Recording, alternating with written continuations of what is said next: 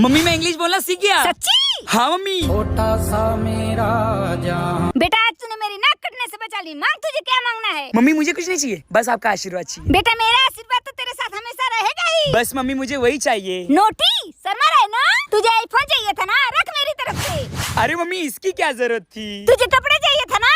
ये ले मेरी तरफ से। अरे मम्मी आप सच में बहुत ही अच्छे हो। ये ले बेटा 5000 रुपए तेरे बेसिक नीड के लिए। अरे mummy thank you so much. Tension मत ले बेटा, मैंने तेरे लिए पहले से ही लड़की खोज कर रखी है। अरे mummy thank you so much. अपने बेटे के बारे में इतना कौन सोचता है?